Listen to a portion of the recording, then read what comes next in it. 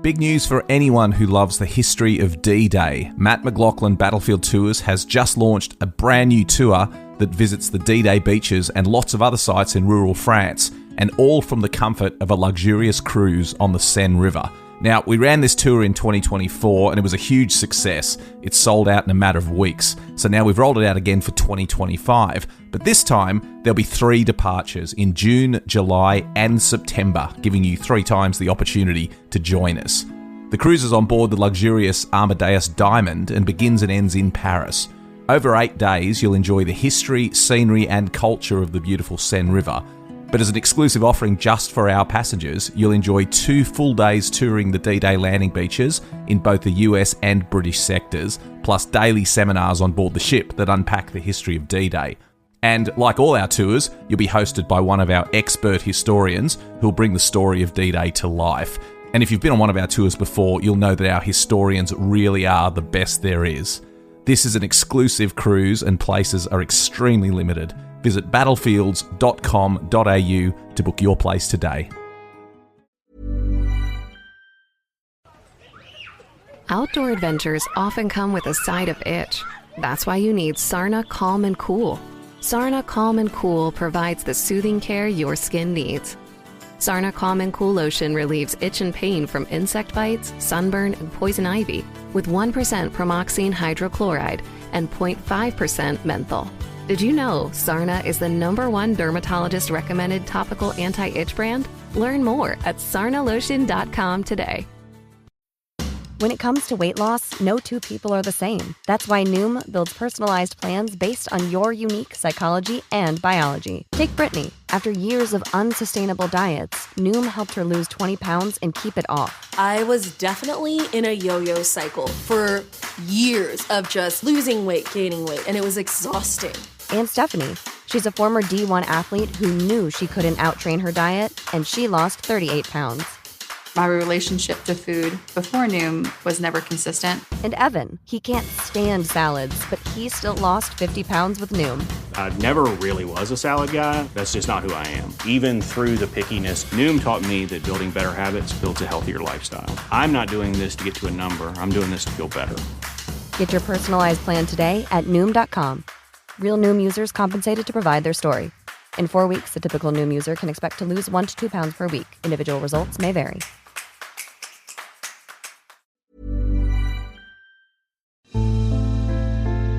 A Living History production. I'm Matt McLachlan. And I'm Pete Smith. We're battlefield historians who love nothing better than getting out and walking the ground where great battles in history took place. And now we'd like you to come with us. Every week, BattleWalks will take you to one of the great battlefields of Europe. As we walk the ground, we'll dig through the pages of history. We'll uncover the secrets of the battlefields, and most importantly, we'll tell the stories of the people who fought and died there. Welcome to BattleWalks. Hello and welcome to BattleWalks. Once again, we are exploring the great battlefields of Europe. And joining me on today's walk once again is Pete Smith. Pete, welcome back. Thanks, Matt. Good to be back.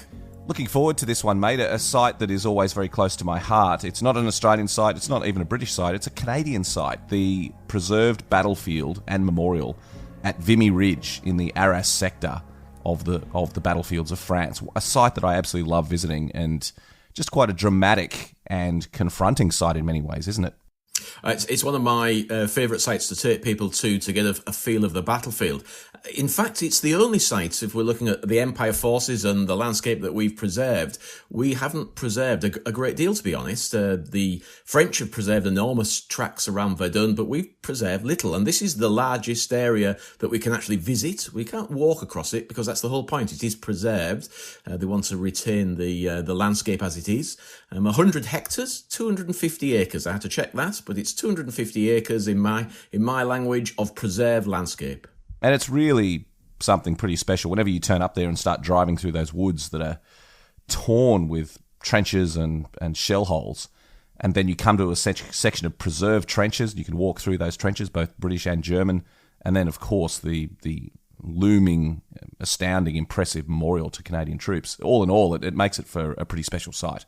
The memorial itself is absolutely stunning. It's enormous. I mean, it really is an enormous memorial. We'll talk about it a little later during the podcast. But visible from the motorway as you're whistling between the port of Calais and coming onto the battlefields, then you drive past it and you can see it from the motorway.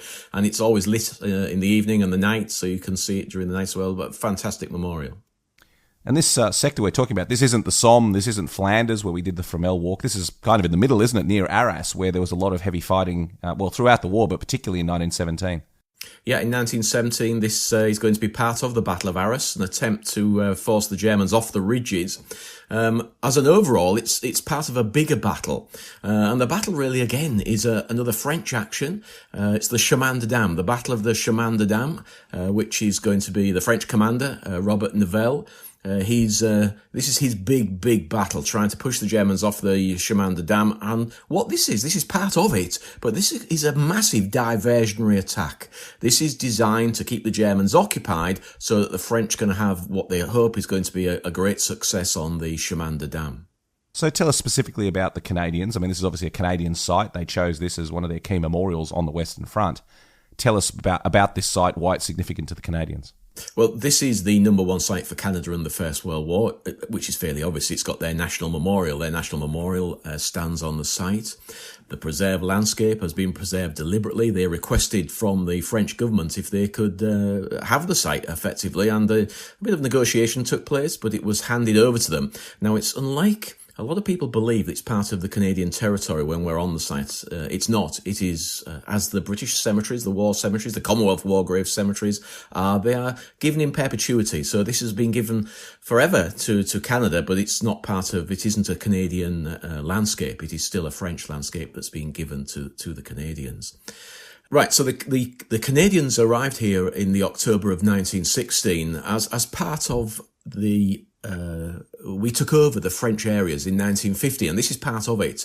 And it's a French request for us to take over more of the line from the Flanders, the low ground of Flanders, of which this ridge overlooks.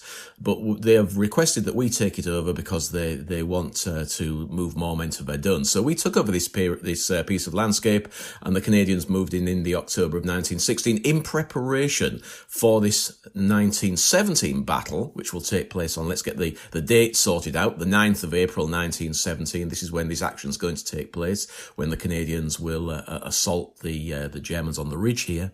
And it's an important part of that fighting, of trying to clear the lines around Arras itself. It's interesting, Pete, that I always see a strong association between the Canadians and the Australians, being an Aussie myself. It seems that, both of us, these young former colonies of Britain, coming from the far ends of the earth to participate, and the numbers of men who participated in the losses were fairly similar as well, weren't they? They were indeed, and the connection is great, in fact, because Villers-Bretonneux, the Australian National Memorial, placed there because it was viewed as that's the coming of age of Australia on the Western Front, Monash taking charge of the 5 divisions.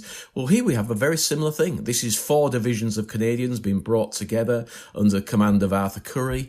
And so it is seen as the coming of age of Canada fighting on the Western Front. So they're viewed very much in a similar vein. And hence, in both locations, we have the national memorials being built. So Australian National Memorial built at Villers-Bretonneux, and here we have the Canadian National Memorial being built on Vimy Ridge. Even in terms of the number of losses, Australia lost 61,000 dead during the war, Canada 66,000. So the numbers of troops employed were similar. The size of the countries was similar. Canada was slightly larger and sent more men than Australia did.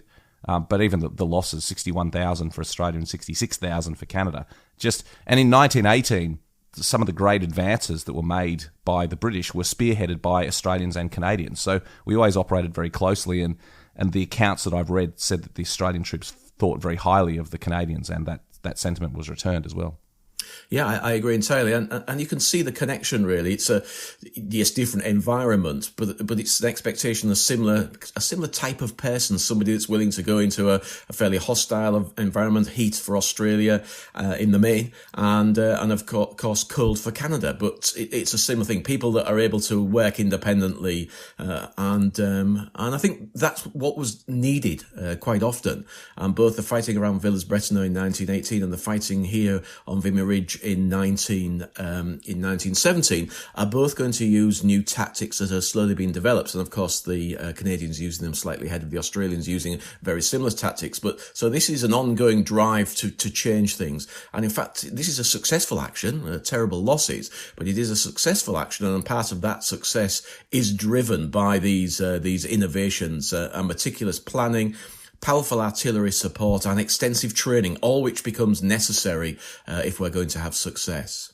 Well, the Canadians very successfully pushed up this ridge and cleared it of Germans, but as you said, at a huge cost to them. Tell us a little bit about some of the statistics of dead and wounded after this battle. Yeah, I think these are just statistics, so it's sometimes the numbers are so big that it actually becomes almost mind-boggling.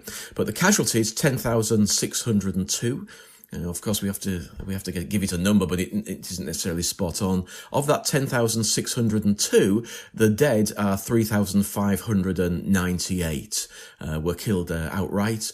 And the wounded, 7,004 are wounded. So enormous losses. And I always think the wounded is a very difficult one to read because of those wounds, how many of the wounded soldiers, how many will die within weeks and months or years or never recover for the whole of their lives from their wounding. So, enormous numbers for, just like Australia, for a country that is relying on its manpower. I've talked about this before in the podcast, Pete, but people ask me what the experience is that they will get from actually walking the ground, particularly on the Western Front. And the one perspective I always say that it brings is some sort of comprehension of the scale of loss in the First World War, because we can read those statistics. We can hear that 10,000 odd men were killed and wounded in a relatively short action. But you can't understand what that means until you stand in these cemeteries and see the graves of 2,000 or 3,000 or 5,000 or 10,000 men just lying in front of you, and all of a sudden it starts to make sense. I don't think we can ever actually comprehend it. I don't think the human mind, even when standing in a cemetery, can comprehend that every one of those is a lost life and a grieving family, and what that means, that collective weight that meant for so many families. But we start to get a little bit of a sense of it. Yeah, you're absolutely right. In I was going to actually add the families aspect of it, because I think it's difficult to comprehend 10,000 casualties and the number of dead, 3,500 dead. But that is just a figure, and put those all together, and it's horrific. But it's by far more horrific than that, because there's 3,500 families who have lost somebody, who are all grieving, and that grief will spread and spread and spread. And it's just difficult to comprehend the amount of grieving that was going on at these times throughout the whole of the world, effectively, on both sides. This grieving for the lost and the dead, and terrible. It's something we should always remember, that this isn't just, it's something we should remember about war in general. This is some pretty savage and awful and emotive things that we're discussing, and it's chapters that we're walking the footsteps of some pretty dark chapters of human history. It's always important we remember consequence of these stages as well. It's not all glory, it's not all guts and VCs and home in time for tea and medals. It's some lingering effects that lasted for generations after this war. I think what makes it extra special for people from the old empire, from the Commonwealth, to come and visit these cemeteries are those private inscriptions, because they just hit home a little bit more than seeing a cross and a grave. To read the private inscriptions on the bottom of the headstones, added by the grieving relatives, then that just adds another layer really of information and grieving, and a feel that you get of this grieving and loss. Well, let's begin our walk around the site, the wonderful site of Vimy Ridge. Where are we going to begin, Pete? Well, we're going to start off at the new. It's only been opened for a few years. It was inaugurated on the centenary, so 2017. The Visitors Education Centre is how it's worded by the Canadians. It's no attempt to try and build an old building, something that you would think would match into the old farms, perhaps, that were in the area. This is glass and concrete and steel. But in my mind, it's beautiful. It's cleverly done below the ridge, so it's not impinging on the memorial site itself, where the memorial stands, and automated doors as you go in. So a very modern building, but when you get within it, it has a little museum, which is well worth having a look round. The students who staff it So you have students there who will help you, guide you, take you around. If you want a free guided tour of the site, you can get one if you're travelling independently. They are there to greet you as you enter. There are nice clean toilets, always something we look for on the battlefields. And then they very often have temporary exhibitions which are well worth looking at as well. So we enter the building, have a chat to the staff, the young girls, the students that are working there, and men, but generally tends to be more girls there than chaps. And then we walk along out the path and onto the site itself. So it's similar to the Newfoundland Memorial Park at Beaumont Hamel, isn't it? Which is also staffed by Canadian students. It's the same students. They swap and change. So they'll work part of the time at Vimy Ridge and part of the time at the memorial at Beaumont Hamel. I should say that I think the Canadians do it very well, this concept of remembrance. That in terms of their sites, they're always dramatic. They're very well preserved. Obviously, they're benefiting from insightful decisions that were made a century ago, right at the end of the war. But gee, the Canadian sites are some of the best ones to see on the Western Front, aren't they? I think it's interesting. I agree entirely. I think it's interesting that nobody else made the effort to preserve so much of the landscape. Even their individual memorials to, let's say, Newfoundland, now part of Canada, but even the Newfoundland memorials, enormous caribou in bronze towering above the little section of preserved trench, because wherever they had one of their memorials, they preserved a little bit of the landscape around the memorial. So they were very keen that they should preserve landscape wherever, as much as possible, where Canadians had fought. And so we're very lucky that this is this enormous site. As I said, 250 acres. It's fantastic. So what I should say is this education centre sits right in the heart of the landscape. So as we park there, because that's where the car park is, one of two car parks, we can park there, and we are surrounded already by the shell pitted landscape. It's now lawned, but the shell pitted landscape that surrounds the visitor centre. So once we leave the visitor centre, the something that's an interesting feature of this that I've never really gotten to explore is the tunnels. Talk to me about the tunnels that go beneath Vimy Ridge. Yeah, well, there's one tunnel, and it's very much part of this battlefield. What was created, this battlefield was planned. As we say, this battle was planned. The fighting on Vimy Ridge on the 9th of April was planned very carefully. And one of the things that they decided was a way of, they wanted to get the troops to the front line in safety, or as much safety as possible. They could shelter in tunnels before they got into the trenches and then prepared for their assault. And so there were 12 subways that were dug up to over a kilometre. In fact, most of them over a kilometre long, bringing the men into the frontline trenches. So a very clever concept. Keep them safe, keep them underground, or as safe as we possibly can. And so we have one of those subways preserved. It's called the Grange Subway, or the Grange Tunnel. It's 33 foot deep. We're not going to walk the whole kilometre, which is a great shame, because it'd be nice if we could. It takes you about half an hour to get through the whole tunnel, so it's not particularly long. In fact, you can, from the visitor centre, you can see the start, and you can see where people will come out and lead into the preserved trenches. But it gives you a really good feel of what it was like to be moving forward through those tunnels. And each tunnel walk, when you walk through, is guided. It's about 12 people at a time, maybe a few more, sometimes 15 people, I think, maximum. So it's enough where you can all hear what's going on. You can be shown and taught what's happening underground by one of the guides there. So a very, very good introduction to life on the Western Front, really.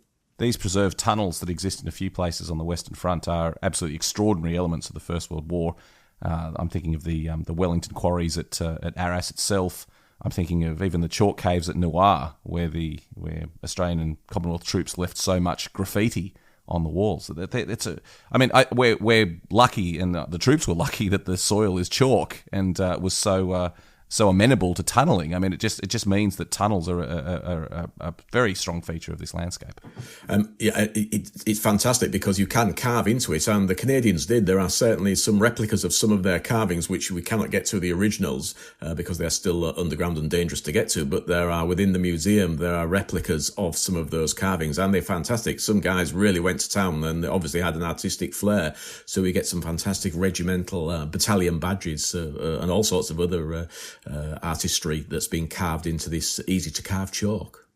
One of the things that the tunnels lead to that's most dramatic on the site is the preserved trenches. Talk to us a little bit about that, because these ones are quite unique on the Western Front. There are preserved trenches in other areas, but these ones are quite unique and give an interesting perspective. There are. I'm going to give you my feel of these, a personal view of these trenches. They're fantastic for students who wish to get an idea, a very rough idea of what it was like to walk down a trench. They've been preserved in concrete, so that's the interesting thing. They've been preserved in concrete. So for somebody that has no idea what a trench is like and has limited time on the battlefields to walk through these trenches, you can see the Canadian trench. Across there's a crater, and then on the far side of the lip of the crater, the German trenches are there, so we can walk through the Canadian trenches, we can walk through the German trenches, and you get a real feel of what it was like. I'm not a massive fan, only purely because unless you have a good guide taking you around, or you've done a lot of reading, you can start to think that this is what the trenches look like, that they were concreted, they were clean, as these are spotless, and this is what it was like to be in a frontline trench. So you really need to think this is not what it was like to be in a frontline trench. This is just a preserved impression of where the trenches were. And interestingly, I only found this out in preparing for this podcast, is that those trenches were accidentally preserved. In a way, they were like everything else. They were slowly softening into the landscape, and how they were preserved is because the builders who were building the memorial in the 1920s and 30s, they had a delay in the concrete and the stone arriving. I think it was the stone arriving for the memorial, and they needed to be kept busy. And so somebody just said, oh, well, why we've got all this concrete and all of this reinforcing, let's go and literally concrete the trenches so they don't keep falling in, because it's an embuggerance. We've got to keep digging them out and putting new sandbags in. If we concrete them, then we can preserve them as they are. So that's the only reason. It was not planned as in let's preserve these trenches and keep them. It was an accidental act of fate, really, that means that we have now got them. And I have to say, if you have no idea what a trench is like, then they are a really good introduction to the trenches. But you have to make sure that people are aware this is not what the trenches look like in reality. I think the interesting way that they've preserved them is quite remarkable. That it is concrete, but they've actually made concrete sandbags. So it does go some way towards at least giving an impression of what it was like to be in the trench system. But as you say, the chaos and the confusion and the filth of the trenches are certainly not replicated there. It's fascinating how close they are as well. I mean, it's a sector of the front line where the trenches were very, very close, separated only by that massive mine crater.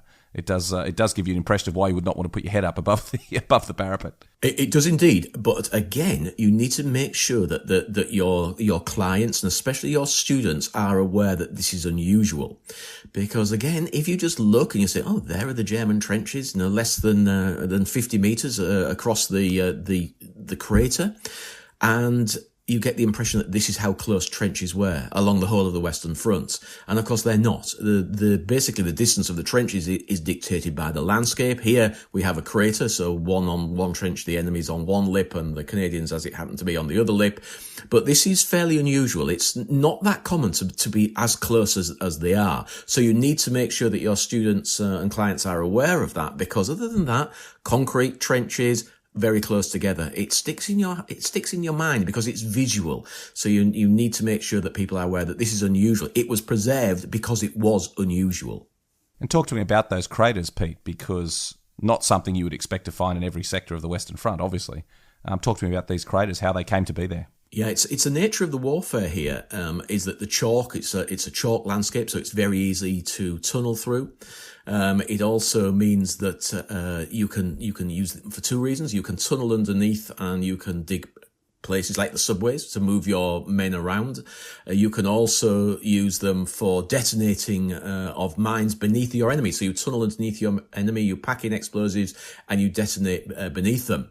And when the Canadians took over here from, effectively the French had been here prior to the Empire troops arriving, we realised that the French had been a little lax and there was an awful lot of German tunnelling beneath us, and we became very concerned of that they were going to blow explosive devices beneath our frontline trenches. So what we did, we had to tunnel very quickly and get down ourselves and start counter-tunnelling to see what the Germans were doing to try and stop them. So it is an area that became like a Swiss cheese. I say it quite often when I'm on the Western Front, that we have sites that became like a Swiss cheese beneath us, and this really did. There were tunnels going everywhere. The mine craters here are extraordinary. They're all named, and I'm not going to run through the names of them all, but there are a whole series of mine craters that are very, very deep, Montreal being one of them. Perhaps the one that's the most visual, because it's on a junction on the road when you're driving onto the site, just almost beside the visitor centre, is one called Broadmarsh Crater. And these are enormous craters. The Montreal crater, which was blown actually in the November of 1916. So a lot of these craters are there on the landscape when the Canadians are fighting there in 1917. And this was 24 tons of explosives used to detonate the Montreal crater. So enormous craters in this landscape, nicely smoothed over and grass now. And so you have to actually, interestingly, you can miss them. You need to be it's much better if you're on a bus or a coach, because you can then look down slightly and you actually can spot more of these craters, because they're set back from the road, a lot of them, and not visible. Because one of the things we can't do, we cannot walk across this landscape. I should have perhaps pointed that out earlier. There are walkways. So a lot of the landscape you're not allowed to walk across. You can't enter the sites. And in fact, there are very big red signs that say, do not enter undetonated explosives, which is giving you a little bit of a warning. And there are electric wide fences around it, which a lot of people think, oh, that's a bit tough to try and stop people entering. It's not. We have sheep all over this site, and they keep the lawns down. It's the sheep that are actually employed to keep the lawns down. They don't want to use whippersnippers or strimmers or weed whackers, depending on where you come from, to keep the lawns down. It's the sheep that keep the lawns nice and cropped low so you can see the craters. I thought I'd just use this opportunity to quote something from a newspaper, in fact. It was called 13 Years After, by a veteran who was called Will Bird. And he's returning to the battlefield, as it says, 13 years after the action. From the cratered rim, one gets a view of the permanent trenches and the cemetery that is being established about 300 yards from the old front line and a little to the left of the Broadmarsh area. In it are buried many of those unknown dead they have found on the ridge. Rarely a month goes by that they do not find at least one body. It is hard to estimate how many dead there are among the old craters and shell holes in chalky cuts and gullies, hidden in the old ditches and weed tangles. Last year a tourist stepped into an old trench and almost trod on a body that had lain there all the years, barely covered by the debris. I slid down one sticky, muddy entrance, taking a great fall of clay with me, unable to stop myself until I was far down in a chalky passage, so small I could barely keep on. Once down, however, and in the dugout itself, was just as it had been in 1917. The walls were blackened where candles had been fastened, and there were tiny pools of water on the floor and much filth. The timber that had held the bunks had been taken, but the place still seemed to reek of occupation. Only one souvenir remained, and I did not touch it. Near the door, just inside, across timber, a thin board was still nailed in place. The end of it had been broken off, but one familiar German word was lettered on what remained, verboten. In all, I found 5 old dugout entrances, but did not attempt to go down another. The craters seemed unchanged. Here and there, wires and stakes are still in place. Along the lips and down in the craters themselves, you can find stick bombs, Mills grenades, Stokes, old bulletins, water bottles, almost anything roaming around the old lines. Isn't that just an extraordinary quote, Pete? And again, illustrates exactly what you were saying about how neat and ordered and tidy it is now. But even 13 years, over a decade after the fighting, it was still littered with corpses and the remains and the detritus of war. Just extraordinary. I get a chill when I read accounts like that. I have to say, Matt, it doesn't change that much, really. You would think 100 years plus since this all took place.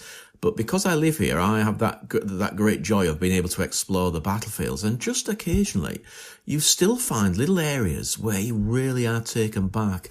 A few years ago, a farmer digging a ditch just scraped the top of a dugout. And I was able to it was a tin dugout, and I was able to just slip inside the tin roof and enter the dugout. And just as that quote mentioned, I just felt like that nobody had been in here. And obviously nobody had been in here since it had been covered over, and it just felt like I was back there. It was extraordinary, and again, munitions everywhere. Wherever there are new ditches or excavations being done for houses, then that munitions that is mentioned in that quote, they are still here today. It's extraordinary. The red signs that warn you against unexploded ordnance, how accurate do you think that is? Well, it's accurate. There is unexploded ordnance absolutely everywhere. And it became very visual a few years ago when they decided to extend the car park and actually resurface the parking area that we'd been using. And slowly but surely, a pile of shells started appearing alongside where the old car park had been, and you realised that we'd been parking on top of enormous amounts of ordnance that were just below the surface. And you have to say, it's fine. Now, nothing is going to set those off, he said, touching wood. In the main, it needs something extraordinary, like a man with a hammer and a chisel, which is one of the stupid ways that we have casualties on the Western Front still. It's people trying to souvenir hunt and take the brass drive bands off the shells or the fuses, which normally gets them injured or killed. So we still have casualties here, but nothing is going to set off a shell that's beneath the floor. There are no mines, as in the Second World War mines that you stand on and they detonate. So we could literally walk across that landscape and be quite safe. But that's the whole point. They don't want you to do that because they want to preserve it as it is. They don't want tracks and trails going all over. But you'd have to do something fairly silly if you were walking across the landscape to cause a detonation. And in fact, we don't. Sadly, I sometimes think, because I often tease my students when I've got a student group to watch the sheep, because you never know when one of them's going to go poof, which obviously never happens, but they don't know that because you read the sign and it says danger and detonated explosives. Look at the sheep and you can put the two and two together. But sadly, no, we don't lose sheep on the site either. And where are we heading now on our walk, Pete, across the Vimy Ridge site? Okay, so I'm going to take us on a little bit of a detour. If we were walking straight from the visitor centre, we've had a look at the preserved trenches, we've walked through them, we then walk onto the road and we can start heading up towards the memorial. But I want us to turn left because there are a few cemeteries within this preserved memorial park. And I want us just to walk across and go and have a look at one of the little cemeteries. And in doing so, we get a really good view up to the National Memorial, the Canadian National Memorial, which will effectively be on our right. But as we walk down this road, we are going to come to a little cemetery on the left, which I think is an extraordinary little cemetery called Vimy Road Canadian Cemetery. Tell us all about that, Pete. It's not one I think I've ever actually been to, so tell me all about it. Well, it's one that a lot of people don't go to because very close to it, there is a really big cemetery. It's called Canadian Cemetery Number 2. It's a concentration cemetery, and in fact, it's a one-way system. So you drive past this big concentration cemetery. In other words, created after the war, as they brought in bodies from this landscape, because there were enormous numbers of men lost on this landscape, and it was going to take to the end of the war before they can clear it properly. So they created the Canadian Cemetery Number 2. So we'll drive past that one. Of course, if you're visiting, you want to go and have a look at it. But for the nature of this podcast, we just want to go and have a look at the smaller cemetery.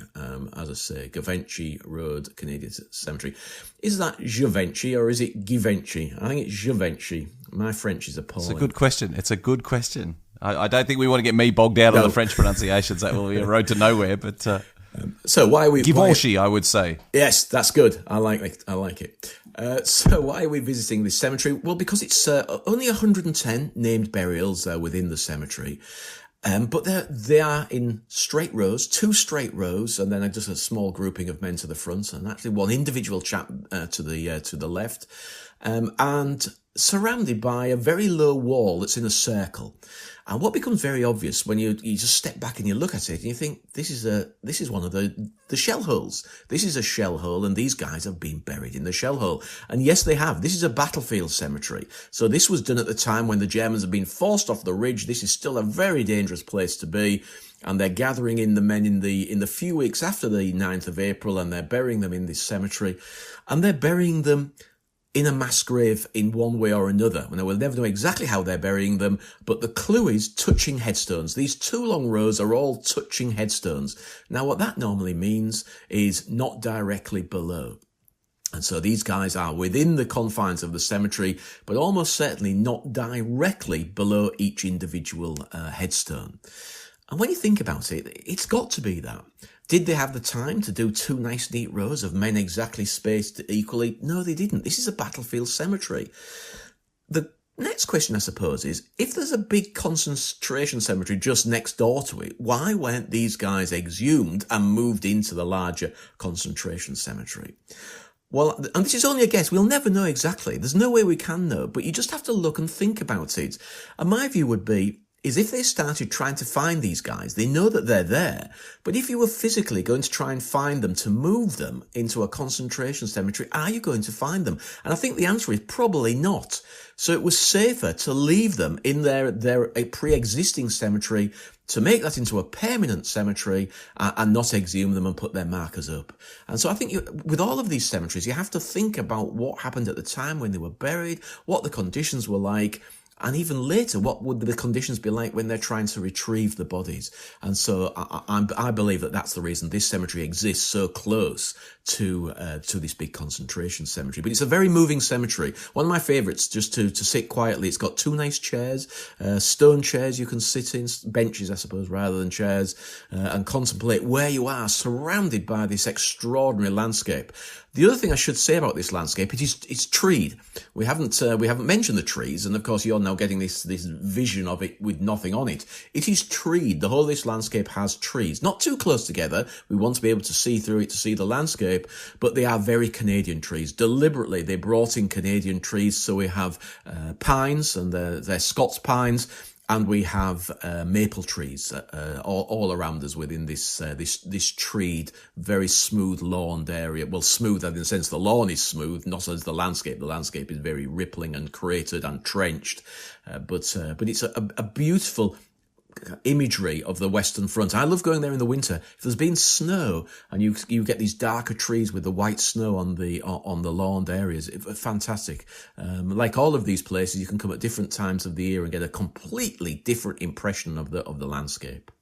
Well, leaving the cemetery, we now come to the heart of the whole site, the amazing Canadian National Memorial, which I think is one of the best, if not the best, on the Western Front, towering at the top of this ridge over the landscape. Just so dramatic and so emotive. Pete, tell us all about the Canadian National Memorial.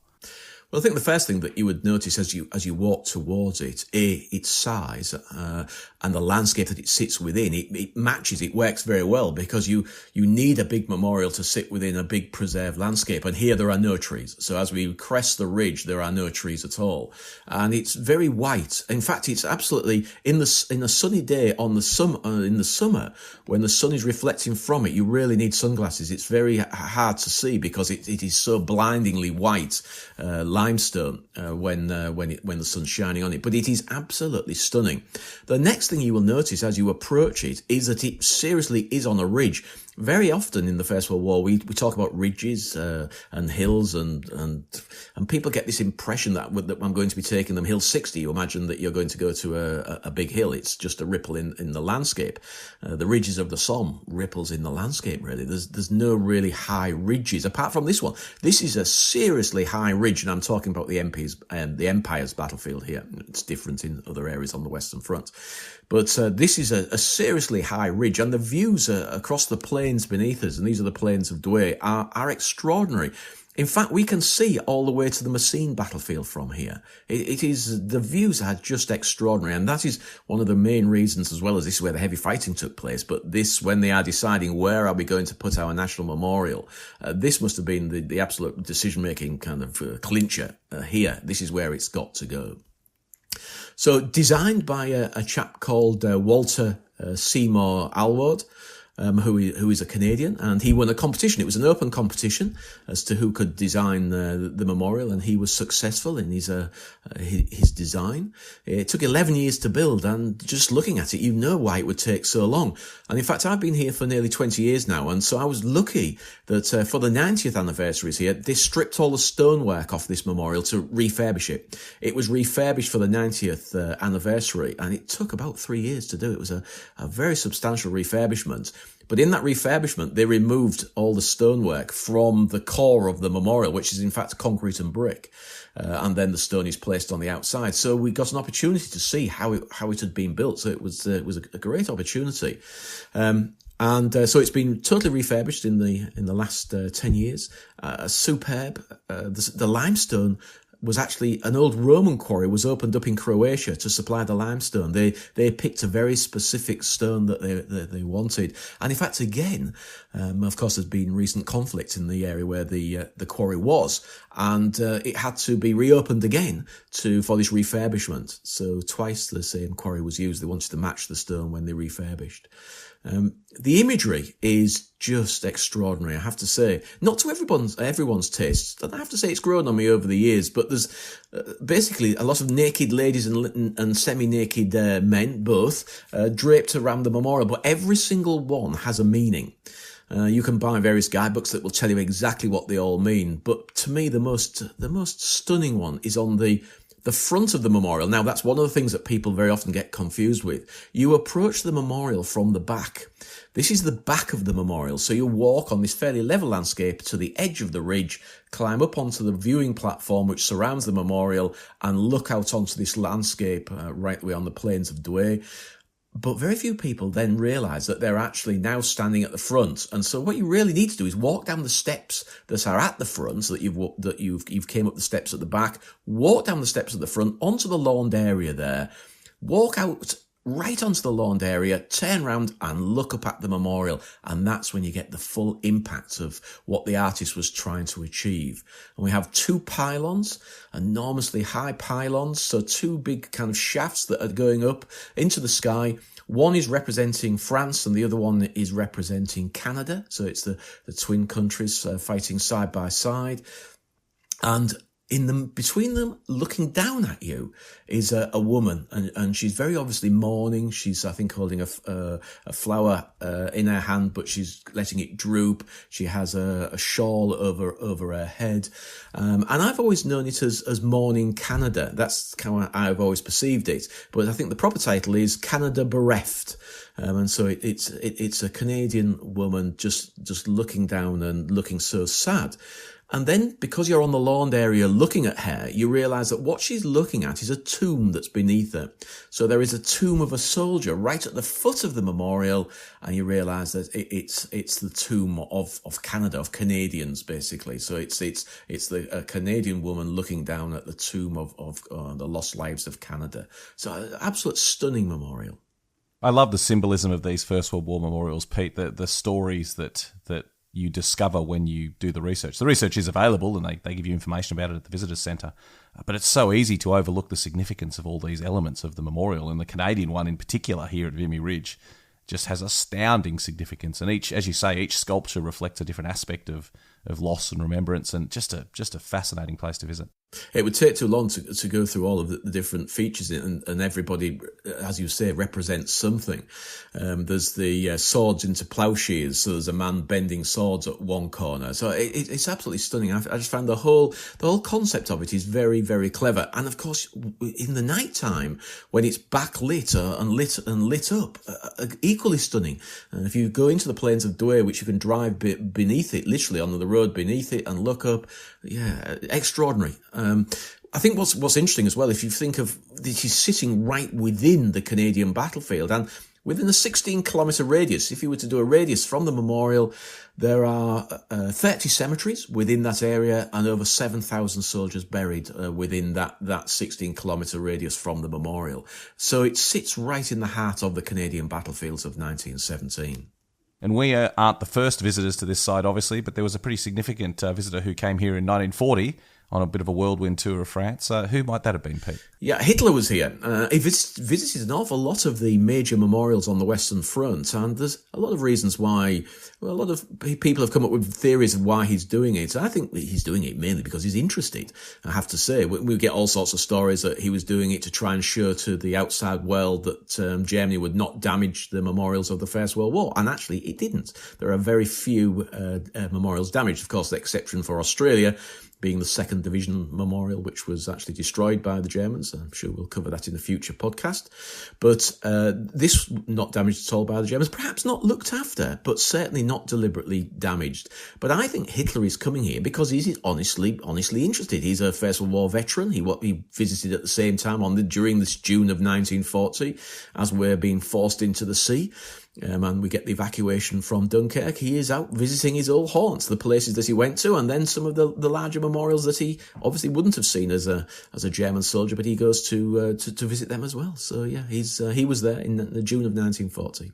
One account that I read, I'm not sure if it's true, is that he arrived in a light plane which landed on that lawn beneath the memorial that you've just directed us to go and stand on. I'm not sure if that is the case, but that would certainly be a dramatic arrival. Yes, I don't know, to be honest, Matt. It's quite likely because obviously he's moving around these sites, and it's probably one of the safest ways of getting around. Certainly, we had no air cover at that time. The RAF was not able to fly in this part, but then the Germans are fairly much got air superiority. So yeah, it's quite likely. In terms of historic figures, it's amazing how many places you can stand where Hitler stood. He made it a great point to illustrate everywhere that he was going, and whether it's the famous footage of him at the Trocadero looking out over the Eiffel Tower in Paris, or the Menin Gate in Ypres, or Langemarck German Cemetery, or here at Vimy Ridge, or indeed the bunker at Fromelles. There's just so many places that Hitler went and made sure he took a film crew with him and a cameraman to document all these places he was visiting. So if you are someone who likes standing in the footsteps of history, obviously, I don't think we've got too many Hitler fans out there, but if you're someone who likes connecting with the history between both the First and Second World Wars, then Hitler's journey around France in 1940 is a great way to do that. I think what's interesting, isn't it, as well, we have to... we forget really because we're looking at it from our point of view, but this memorial had only just really been completed and inaugurated. It was only inaugurated in 1936, so effectively he's coming to see a new memorial. This has only been there for 4 years, and in fact, interestingly, it was King Edward VIII who actually inaugurated it on the 26th of July in 1936. So 4 years later, Hitler's visiting. So he's visiting something that's new.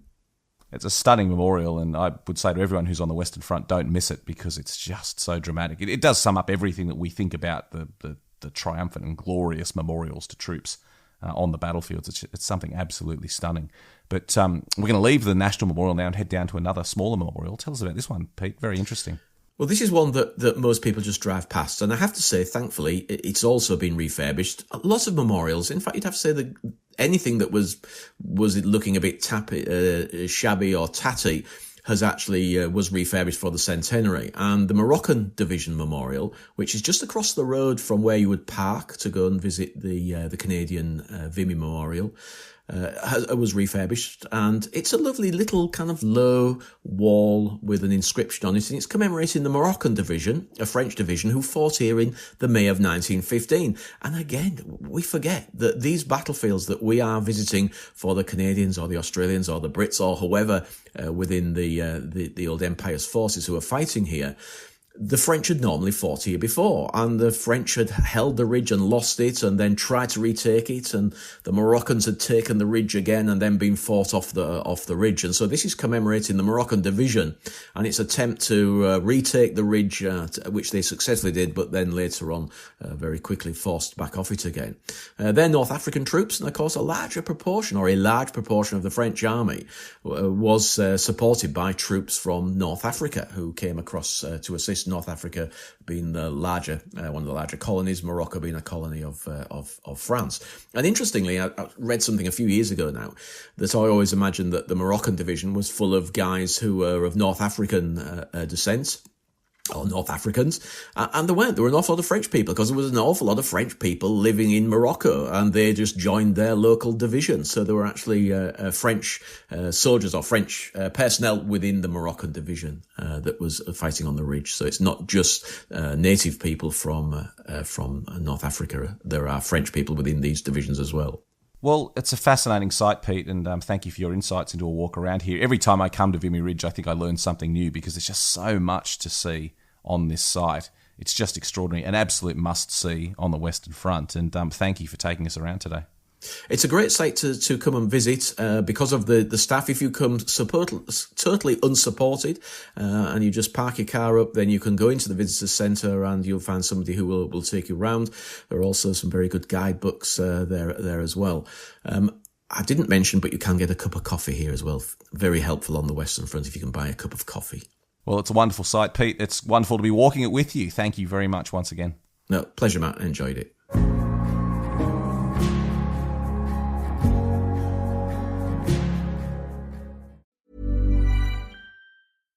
Imagine what's possible when learning doesn't get in the way of life. At Capella University, our FlexPath learning format lets you learn on your own schedule.